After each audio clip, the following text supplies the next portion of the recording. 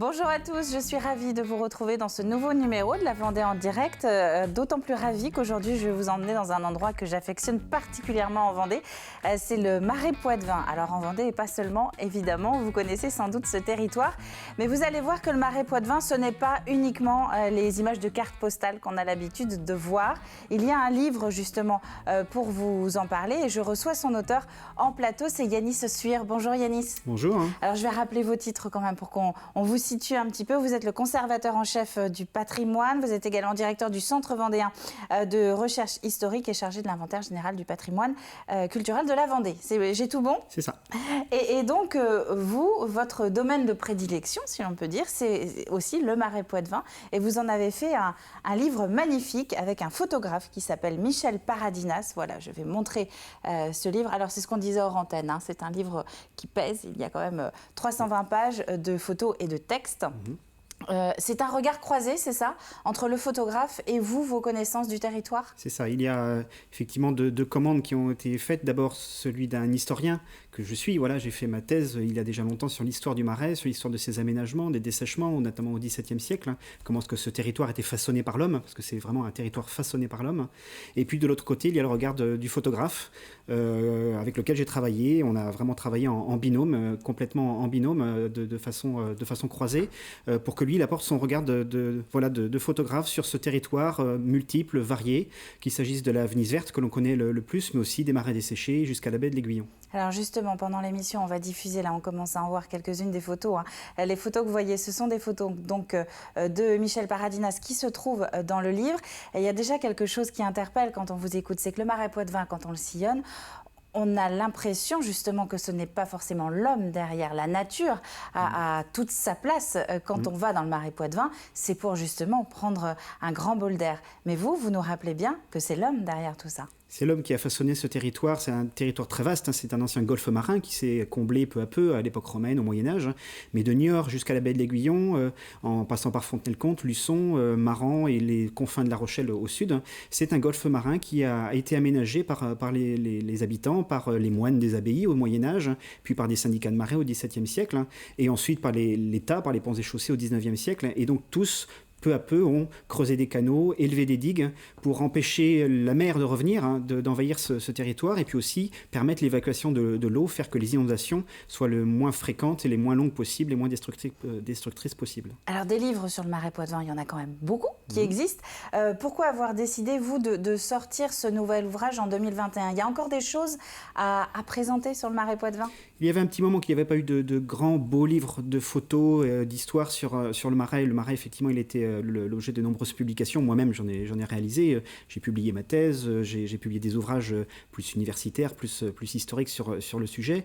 Là, c'était vraiment intéressant d'avoir un regard contemporain aussi, moderne, sur ce territoire, pour montrer ce qu'il est aussi aujourd'hui, parce qu'il est l'héritage, c'est un héritage, ce Marais d'aujourd'hui. Il est l'héritier des siècles passés, et aujourd'hui, il continue à vivre, il continue à évoluer, il continue à évacuer l'eau quand elle est en trop, il continue à essayer de la retenir quand elle manque en été, et donc ce Marais, il vit encore aujourd'hui, il fallait pouvoir le montrer. Et vous, Yanis Suire, vous apprenez encore des choses sur ce territoire? Vous avez des découvertes ou très sincèrement, entre nous, le Marais Poitevin, vous le connaissez comme votre poche? Je le connais bien, voilà, j'y suis né, j'y habite, je l'ai arpenté pour ma thèse il y a déjà quelques années, mais il réserve toujours des belles surprises, et l'occasion de cette campagne photographique qui a duré 1 an et demi sur les 4 saisons a été l'occasion de voir des lieux que je ne connaissais pas ou peu, des situations, des paysages aussi qui se sont révélés au fil des saisons. Il y a eu des ouvrages aussi hydrauliques, je parlais de ces digues, de ces canaux. On a eu l'occasion d'aller sur certains de ces ouvrages qui étaient en travaux, par exemple, et je pense à l'aqueduc de l'île d'Elle, par exemple, du gouffre à l'île d'Elle, qui était en travaux l'été dernier, pour la première fois depuis un siècle, et on a pu descendre dans cet ouvrage qui est une des pierres angulaires du dessèchement du Marais. On a pu y descendre, on peut le photographier comme jamais on n'avait pu le faire depuis un siècle, on n'avait jamais pu le voir comme ça depuis un siècle, et peut-être pour encore un siècle à venir. On se sent privilégié dans ces cas-là. On se sent privilégié, oui. Comment ça s'est passé justement le travail entre Michel Paradinas et vous pour le choix des photos donc, qui se trouvent dans ce livre? Qui demandait à l'autre? c'était vraiment un dialogue. J'insiste sur le fait qu'il n'y a pas... parfois, on dit que la photo est là pour illustrer un texte. Là, ce n'est pas le cas. C'est vraiment un dialogue. Moi, j'avais en tête des lieux, effectivement, à photographier. J'avais en tête mon discours. J'avais en tête ce fil du livre que je voulais écrire. Hein. Mais le photographe, évidemment, a répondu à cette commande de lieu, mais aussi a découvert des paysages, des lieux insolites auxquels je n'avais pas pensé et qui m'ont amené aussi à adapter mon discours, à insister sur certains points auxquels je n'avais pas pensé. Et donc, véritablement, ça a été un échange. Michel allait sur le terrain, allait photographier les lieux. Il revenait avec son panier plein de photographies.